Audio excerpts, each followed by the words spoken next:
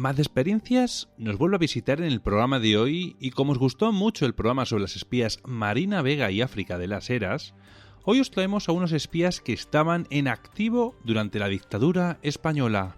Hola Víctor, muy buenas, ya se te echaba de menos.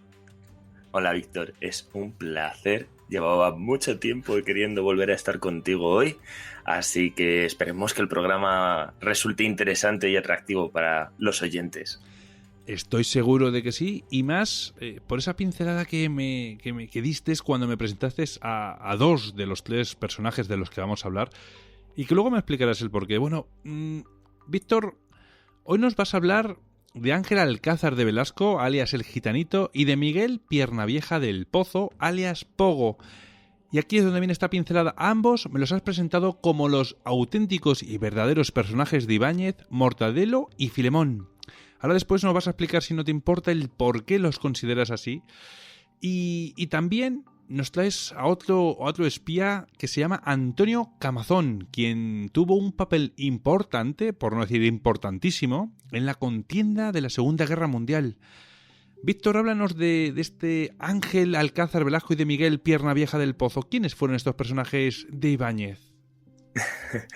Pues la verdad es que si se les dice que son el verdadero Mortadelo y Filemón es porque son dos personajes cuanto menos curiosos. Verás, Ángel Alcázar Velasco y Miguel Piernavieja del Pozo son dos de los espías que va a utilizar el franquismo durante el periodo de la Segunda Guerra Mundial. Y la verdad es que si se les debiera de considerar los Mortadelo y Filemón es porque son desastrosos, tanto uno como el otro. Si quieres, empezamos por Ángel Alcázar de Velasco, el gitanito. Le llamaban el gitanito pues porque en realidad tenía esa piel aceitunada que este personaje, nacido en 1909, en realidad no era exactamente gitano. Sí que terminó teniendo una forma de ser cuanto menos peculiar, pero el mote poco tuvo que ver al principio. Él era novillero. La verdad es que un novillero con no mucha reputación. Como aquello de ese torero no le había salido muy allá, el hombre, justo a principios de siglo, decide introducirse en Falange y va a ser considerado un falangista de primera hora. A estos falangistas se les conocía así por ser los primeros que se unieron junto con José Antonio al movimiento de Falange. Esta cuestión hizo que nuestro querido amigo Ángel pues terminara participando en las primeras revueltas de octubre de 1934. Estas revueltas que se dieron en Asturias fueron en realidad revueltas propiciadas tanto por comunistas como por anarquistas en la zona del norte de España. Y lo que sucede es que un personaje como nuestro querido amigo Ángel estará allí metido como informante para Falange en las líneas enemigos. O sea que, como podéis comprender, ya tiene un pequeño periplo como mini espía por el territorio hispano. Con esta tarea de informante durante las revueltas del 34, él lo que consiguió fue ganar la Palma de Plata, que se la entrega nada más y nada menos que José Antonio Primo de Rivera. Esto era el mayor honor que se le podía dar a un personaje de Falange en aquellos primeros años. Y su hazaña le lleva también a conseguir un puesto como periodista de Falange en el periódico de La Nación. Este es el periódico más importante que tendrá Falange en estos primeros años y posteriormente a esto también lo que le sucederá es que fue encerrado en la cárcel hasta el año 1936 por ser declarado culpable por pistolero de Falange. Es decir, lo que sucederá es que nuestro querido amigo Ángel Alcázar de Velasco intentará cometer un atentado contra un miembro del Partido Socialista y tras ello, al ser detenido, será detenido como pistolero de Falange y será encerrado hasta el año 1936, aunque conseguirá fugarse en 1937.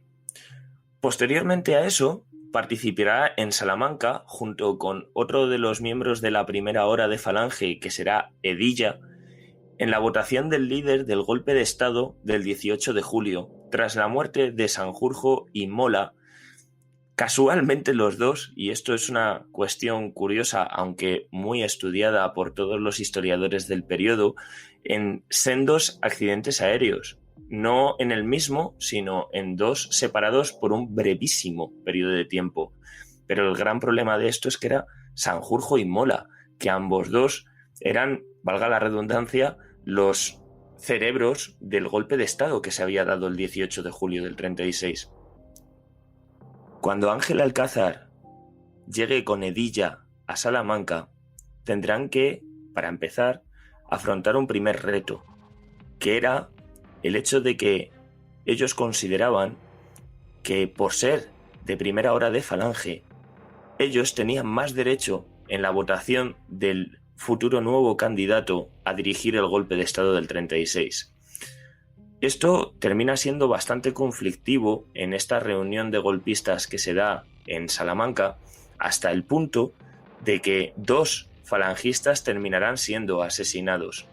Y esto hará que Franco termine tomando el mando superior y de esa manera parando la revuelta y sofocando a las tropas del bando nacional, lo unifica en su poder y en su mano. Tras esto, Ángel Alcázar vuelve otra vez a prisión, esta vez sentenciado a cadena perpetua por rebelión militar. Y durante el periodo en el que se encuentra en el Fuente de San Cristóbal, que es la cárcel que está en ese momento de Pamplona, participa en una fuga de republicanos, por sorprendente que nos parezca también. Y lo que sucede es que tras su huida inicial decide volver a la prisión y delatar a sus compañeros, rebajándole de esta manera la pena a solo 2 años de prisión. No es nada malo el cambio de una cadena perpetua a tener solamente 2 años, no está nada mal. ¿Qué es lo que sucederá después? Pues que al salir de prisión, y debido a una relación que tenía anterior con Serrano Suñer, nada más y nada menos, el cuñadísimo, el que se había casado con la hermana de nada más y nada menos también que Francisco Franco, pues lo que sucede es que él se va a hacer jefe de prensa del Instituto de Estudios Políticos y se le manda como agregado de prensa a la Embajada de España en Londres. Esto será en el año 1940, justo en el inicio de la contienda más importante del siglo XX, que es la Segunda Guerra Mundial. ¿Cuál será la misión que tendrá Ángel Alcázar en este lugar? Pues no solamente irá como jefe de prensa y agregado a la Embajada de España en Londres, sino que también tendrá una misión extra que será la de informar a la Abwehr alemana de los movimientos británicos que se estaban dando en el territorio. El problema, él es terrible como espía. Y al final lo que sucede es que a poquito tiempo de empezar en toda esta historia, el MI5, el servicio secreto británico, le va a cazar rápidamente. Entre otras cosas, por los informes que él mismo envía hacia el territorio alemán, entre los que se encuentran, por ejemplo, localización de barcos británicos, información de empleados logísticos o un alocado plan para volar nada más y nada menos que Peñón de Gibraltar. Este plan era, además, para orgullo suyo, de cosecha propia. Y lo que sucede es que también, por lo que sabemos, va a participar en otras misiones como la de marzo del año 1941, que se llamó la Operación Willy. Se dio en Portugal y lo que consistía era en intentar secuestrar al duque de Windsor para posteriormente hacer chantaje o incluso pedir un rescate por él a la Casa Británica. Como podéis ver, este personaje es un hombre loquísimo, un hombre que va a vivir una situación completamente extraordinaria y que, aun a pesar de todo, sobrevivirá a la contienda. Pero es que en todo ese periplo también va a aparecer un segundo personaje que, si este es realista, el segundo lo es todavía más. Se trata de Miguel Piernavieja del Pozo. Este personaje, también conocido por su alias Pogo, aparece en el año 1940 para también pasar información a la Abwehr en territorio británico. Esta información era supuestamente suministrada a nuestro segundo candidato, Miguel Piernavieja, por un espía británico doble, pero que en realidad era desinformación suministrada directamente por el MI5, ya que este supuesto espía británico doble no lo era en realidad, sino que era un espía del MI5 a secas, y lo que había hecho era convencer a este Miguel Piernavieja del Pozo para creer que era un agente doble y que de esa manera podía suministrarle información al ejército alemán. ¿Cómo es posible que este personaje termine apareciendo en esta situación tan alocada? Pues por lo que conocemos por los informes del MI5 desclasificados hace relativamente poco por el gobierno británico, pues los informes que nos suministran sobre este chiquillo es que en realidad es un muchacho borracho, derrochador, un poco bufón, disoluto e irresponsable, que no tenía más de 26 tristes años y que actuaba como si fuera un playboy, mientras que al mismo tiempo decía ser un periodista especialista de estudios políticos, aunque cuando le preguntaba sobre política internacional, sus conocimientos eran completamente nulos sobre la materia. Una tapadera catastrófica, como podéis ver, y que esto va a llevarle, pues efectivamente, a que sus servicios como espía para la Abwehr alemana pues no van a ser los mejores en cuanto a calidad. No solamente eso, si nuestro amigo Miguel Piernavieja del Pozo es un personaje que ha pasado a los libros de historia del espionaje internacional, es porque tiene el extraño honor de haber reportado a un espía enemigo la mayor cantidad de dinero requisado a un espía. Y es que lo que sucedió fue que en un momento determinado nuestro compañero Miguel Piernavieja, viendo su forma alocada de vida y que sus monumentos no iban a durar todo lo que necesitaba, decidió contactar con el supuesto espía doble que le estaba suministrando la información para los alemanes y queda con él para darle una lata de polvos de talco bastante ajada en el que en su interior albergaba nada más y nada menos que toda su economía de espía, 3.500 libras de la época, que para que os hagáis la idea del cambio actual, estamos hablando que sería un equivalente a unos 112.000 euros. Imaginaros que mañana se os presenta un tipo que se supone ser espía y que os entrega 112.000 euros en metálico y que lo que os pide es básicamente que se lo vayáis dando de forma como si fuera una paga, porque si se lo queda a él lo va a gastar como un loco. En fin, como veis, un personaje cuanto menos surrealista para nuestra situación. La cosa es que con Miguel lo que termina pasando es que termina siendo descubierto, que además es descubierto que está trabajando con un espía británico que le está haciendo creer que es espía doble, y por lo tanto en el año 1941 se le decide trasladar de vuelta a España para posteriormente ser enviado a la División Azul. Para los que no lo sepáis, la División Azul es el cuerpo de voluntarios que Franco decide proporcionar a Hitler durante la Segunda Guerra Mundial para luchar, en este caso, solo contra los comunistas. Esto es importante destacarlo porque esta División Azul solo luchó en el frente ruso.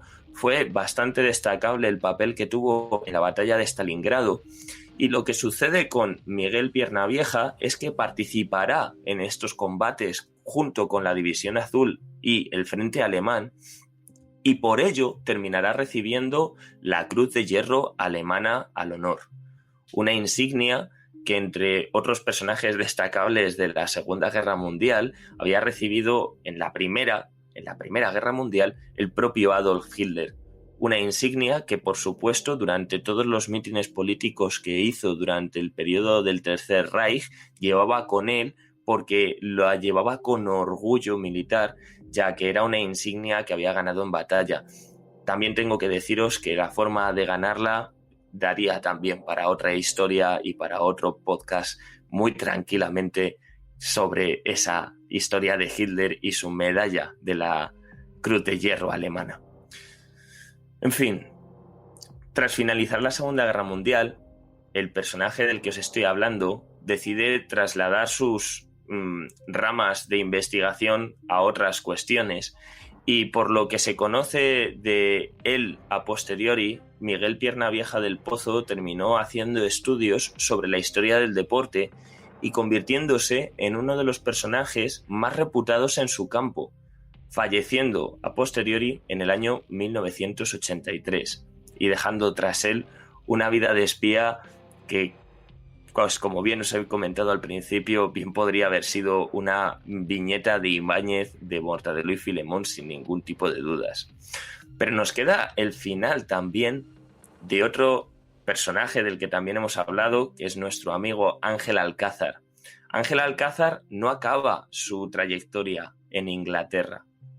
Lo que sucederá con él es que en el año 1942, una vez que se ha vuelto a trasladar a España, vuelve a contactar con su querido amigo, el cuñadísimo Serrano Suñer, y entre el uno y el otro montan la mayor red de espionaje que los japoneses tendrán en la Segunda Guerra Mundial en territorio occidental, la red TO. Esta red TO es una red que tanto Serrano Suñer como Ángel Alcázar venderán a los japoneses como la mejor red de espionajes que pueden tener, en el que básicamente una red de informantes, unos 21 aproximadamente, distribuidos entre España, Inglaterra, Latinoamérica y otros lugares, informan directamente a Ángel Alcázar y a Serrano Suñer, los cuales a posteriori mandan dicha información a los japoneses nipones que luchaban en el frente oriental. Parece una gran hazaña, y es más, el último día estuvimos hablando sobre África de las Heras, que era una mujer que había creado la mayor red de espionaje para la Unión Soviética en Latinoamérica, ella solita. Pero a diferencia de esa red de espionaje latinoamericano que crea África de las Heras, esta que montan Serrano Suñer y Ángel Alcázar de Velasco en realidad era una patraña, era mentira. ¿Por qué sabemos que era mentira? Porque los informes que les mandan a los japoneses son informes que redactan ellos mismos y que básicamente se inventan todas y cada una de las palabras que les envían. Al principio son mensajes más o menos reales, son mensajes por lo menos más o menos creíbles, pero viendo que el negocio les iba bien en el informe que iba y el dinero que venía, lo que terminan haciendo es subirse demasiado al carro y terminan soltándoles una especie de informe loco en el que Ángel Alcázar y Serrano Suñer les dicen a los japoneses que en el año 1943 los Estados Unidos están a punto de cerrar un acuerdo de paz con los nazis alemanes sin contar con los japoneses en el tratado.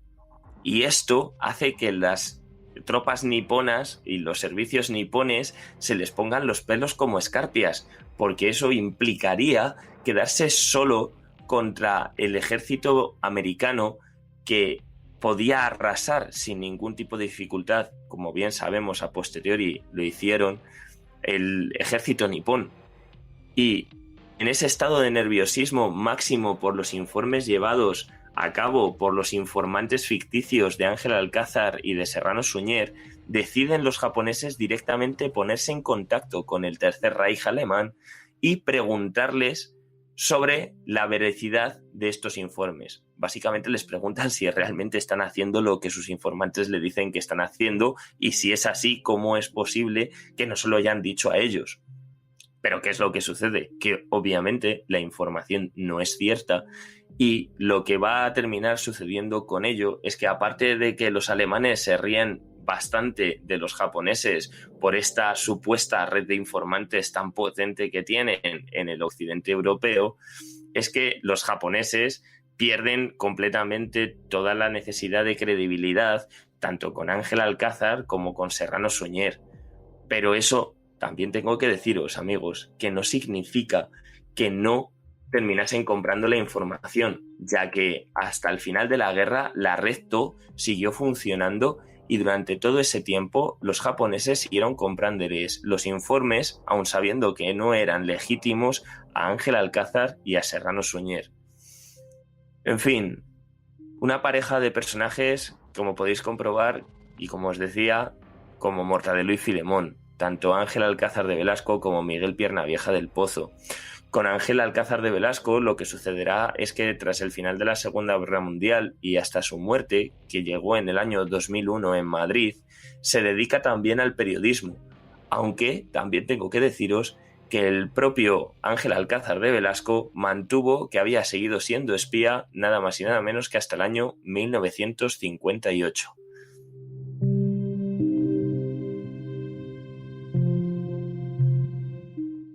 Víctor, si te parece, nos vamos con Antonio Camazón, que es un espía que trabajaba para el bando opuesto de estos anteriores espías que acabas de mencionarnos. Así que háblanos de él. ¿Qué papel tuvo en la historia?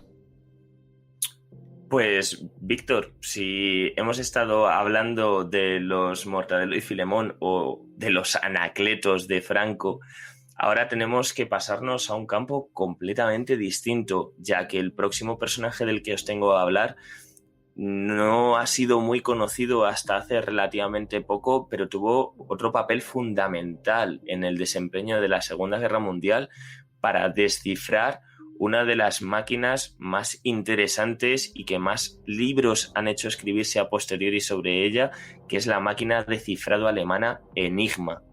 Estamos hablando de Antonio Camazón.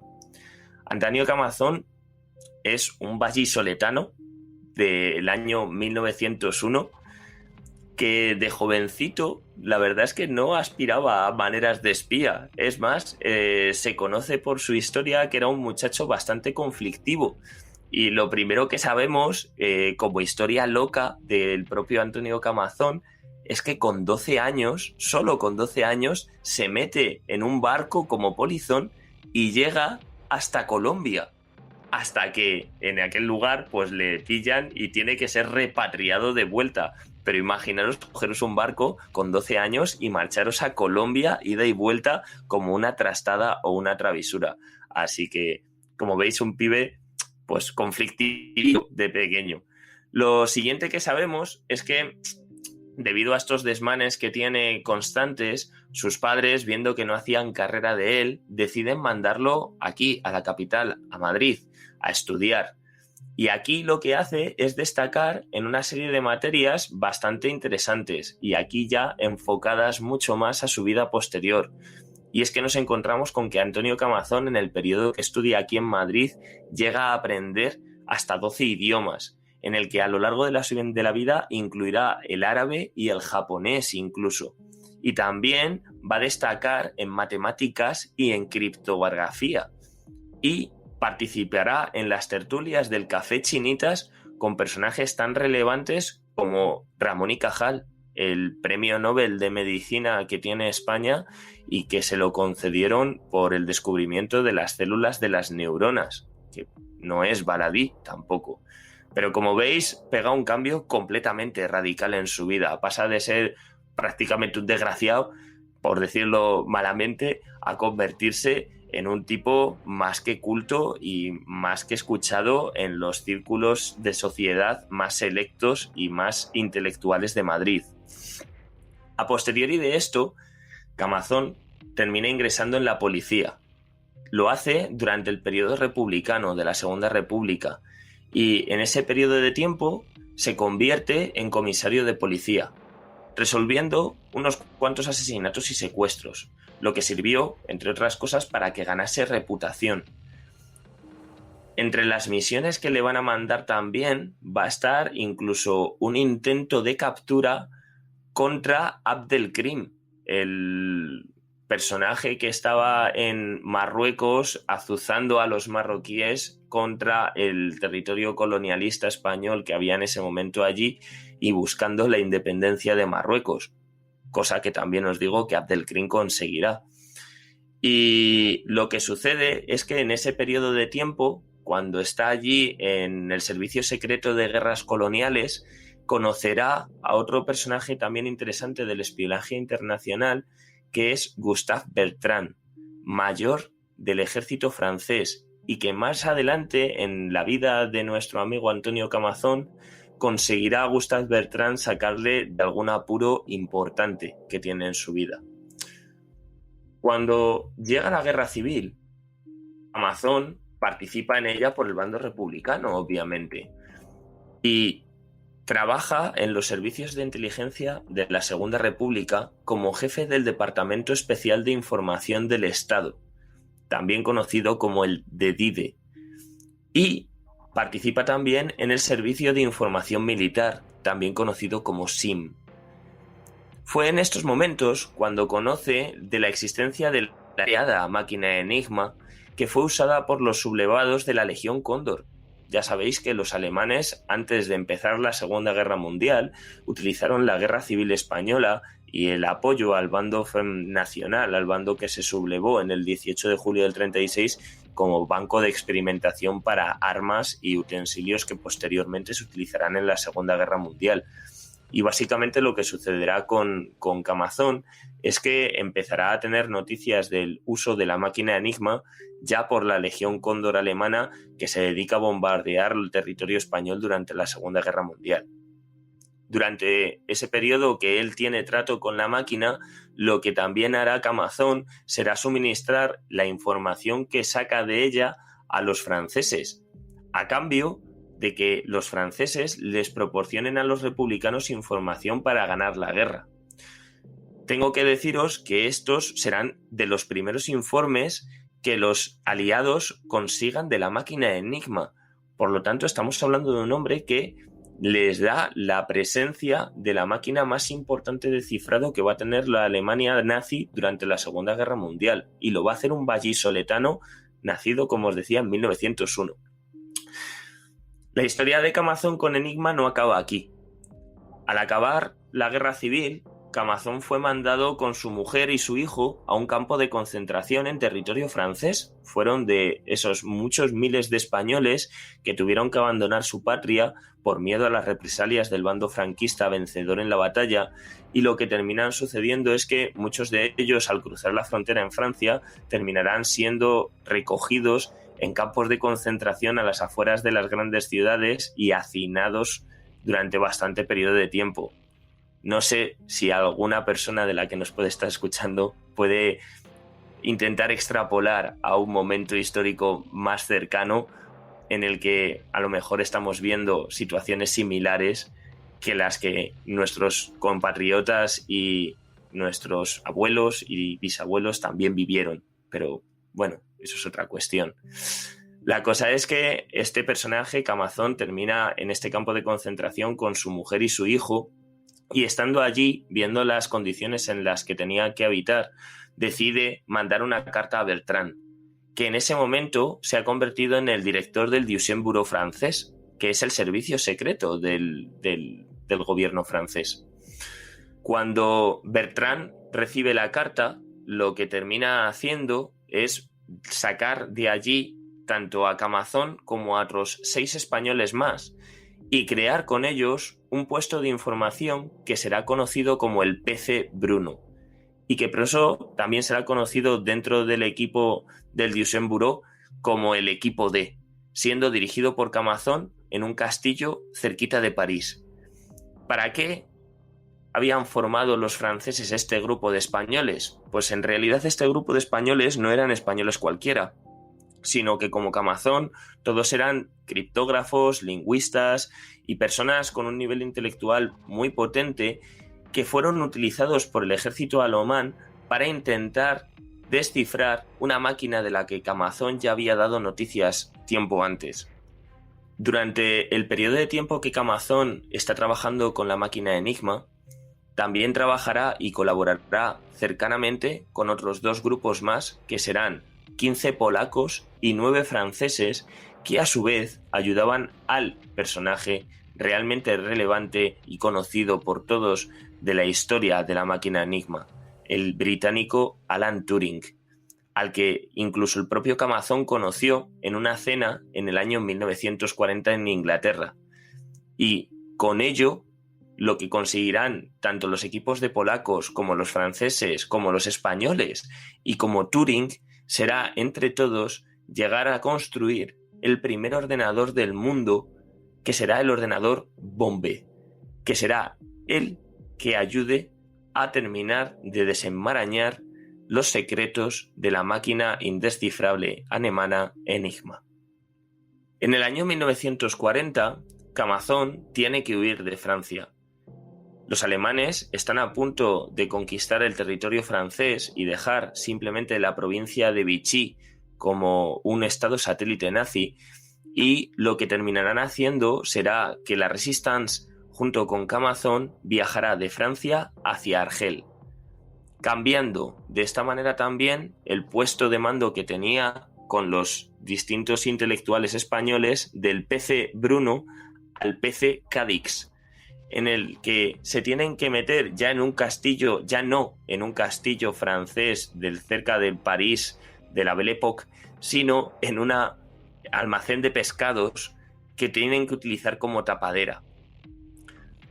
Tengo que deciros que la huida de Francia a Argel no fue nada fácil para Camazón, ya que en ese momento había una prohibición de vuelo de aviones en el territorio ocupado ya por los alemanes, y lo que tuvo que hacer Camazón junto con su equipo es cruzar España, en el cual estaba siendo buscado con 3 aviones diferentes, y lo peor de todo es que en el medio del vuelo a Camazón el avión se le estropea y tienen que descender y aterrizar en Madrid, aquí en la capital, por una avería. Con ello, Camazón se pone en un riesgo absoluto, porque, claro, estaba siendo buscado por las autoridades franquistas de la época, pero aunque le registran y le hacen identificarse, va a salvar la vida gracias a una identidad falsa que los franceses le habían concedido y que estaba a nombre de un personaje llamado André Magnol. Cuando la misión de descifrar Enigma fue un éxito rotundo, Camazón decide unirse a las tropas norteamericanas de Eisenhower y es testigo de la liberación de algunos campos de concentración. Al finalizar la Segunda Guerra Mundial, se convierte en un experto del Ministerio de Asuntos Exteriores francés en Latinoamérica y España. Y aunque fue tentado por los americanos varias veces de abandonar el servicio secreto francés para unirse al servicio secreto americano, tengo que deciros que Camazón, hombre fiel y de honor, no abandonó nunca a aquellos personajes, aquellas personas que le apoyaron en los momentos más difíciles de su vida, cuando tuvo que huir de su propio país y por lo tanto se quedó con los franceses por lealtad. Cuando su periodo de vida llegó a su final laboral, tengo que deciros que los franceses también condecoraron a Camazón y posteriormente este se jubiló. Al jubilarse, en el año 1968, lo que termina haciendo con su vida es algo bastante bonito, por lo menos a mí me lo parece, y es que Camazón sigue echando de menos su tierra natal, sigue echando de menos España, y aunque en el año 68 todavía la dictadura franquista sigue en pie, Camazón, gracias a un cuñado que él tenía, consigue volver a su patria de origen y gracias a eso pasa sus últimos días en Jaca, en donde además durante ese periodo de tiempo recibirá multitud de visitas de personajes que habían participado también en el conflicto más importante del siglo XX y que, conociendo las hazañas en las que había participado aquel anciano hombre que vivía en un pueblecito perdido de España, venían exprofeso a verle simple y llanamente por rendirle homenaje y por recordar pasado y tiempos mejores para Camazón.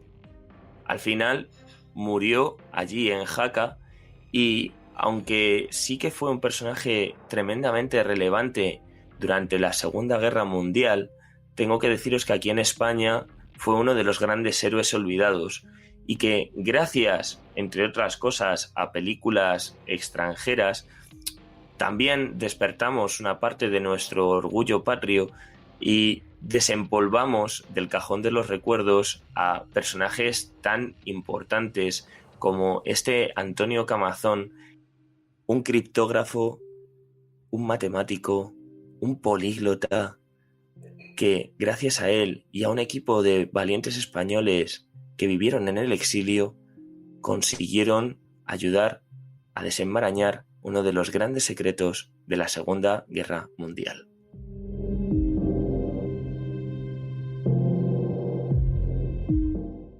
Víctor, se me viene a la cabeza otro gran espía español, Joan Pujol, no sé si lo conoces. Bueno, Víctor, si tenemos que pararnos a hablar de Joan Pujol, podríamos estar aquí hablando horas. Yo tengo que decirte que hemos estado hablando de Camazón, pero Joan Pujol en realidad es el grande del espionaje de la Segunda Guerra Mundial.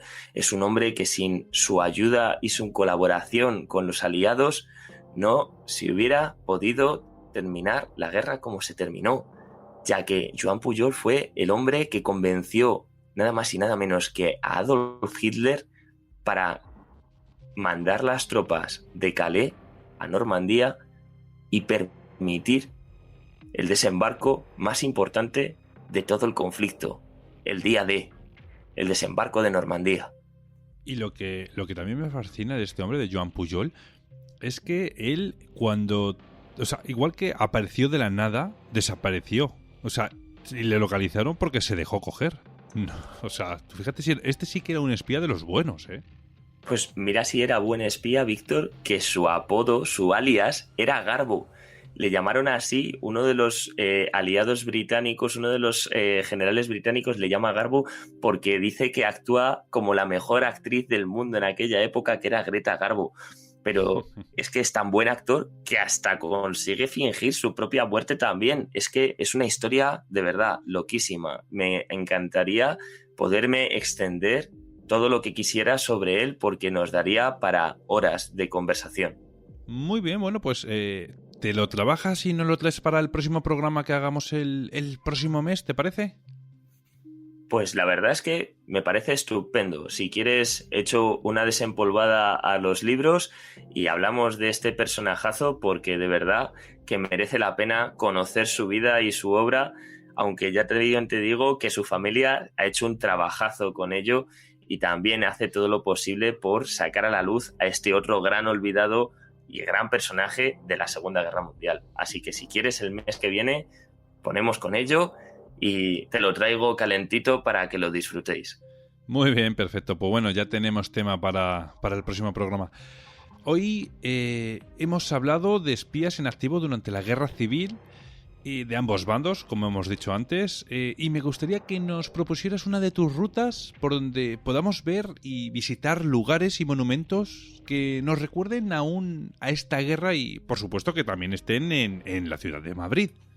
Pues Víctor, desde Mad Experiencias, que ya sabes que es nuestra asociación y que encantado estamos de que vengas a vernos, tenemos una visita fantástica para poder explicar lo que los madrileños vivieron justo durante la Guerra Civil Española.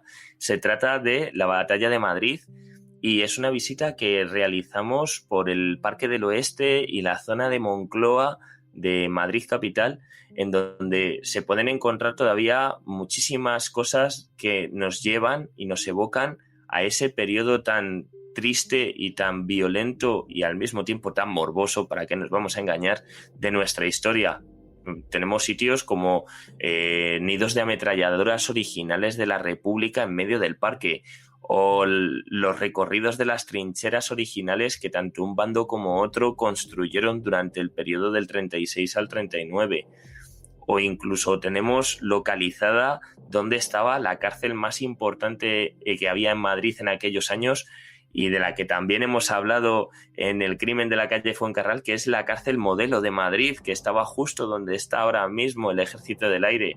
Así que si os apetece y queréis pasar el rato con nosotros por Madrid, la visita de la Batalla de Madrid por Moncloa es vuestra elección, porque ya creo que os va a gustar y que además conoceréis un poquito más de cómo los madrileños, cómo los gatos vivieron este terrible conflicto que nos asoló durante 3 años. Muy bien, bueno, pues otra ruta que me tengo que apuntar para cuando se acabe todo esto, como siempre decimos, Víctor, que es que parece que nos repetimos siempre, pero es que es verdad. Cuando podamos salir de nuestros municipios, yo vivo en un lugar, en un municipio que está medio confinado, pues obviamente yo no puedo viajar a Madrid, salvo nada más que para trabajar, así que en cuanto todo esto se acabe, te prometo que me apunto a esa y a muchas otras. Me voy a tirar varios fines de semana, me parece a mí, visitando Madrid. Pues ya sabes que aquí tu plaza reservada la tienes, vamos, llueva, truene, granice o nos caiga otro virus. Mientras que nos dejen salir, bienvenidísimo estás para poder visitarnos. Perfecto, pues muchísimas gracias. Y nada, te dejo que te pongas ya con esto, con lo de Joan Pujol. Y nada, me dejas con ganas de más de este personaje. Yo desconocía que tenía una propia página web, su propia familia y demás. Y nada, te veo en el próximo programa que grabe contigo. Pues Víctor, ya me tienes con los codos hincados e investigando, porque os prometo un programa cuanto menos interesante con este maravilloso garbo. Como siempre es un placer, infinitas gracias, como siempre te digo, por invitarnos. Y espero que me vuelvas a invitar para el mes que viene a hablarte de este maravilloso personaje. Tú sabes que tienes un hueco aquí en esta casa, así que cuando quieras, la llave sabes que está debajo del felpudo. Un fuerte abrazo, Víctor, cuídate mucho. Un fuerte abrazo, Víctor.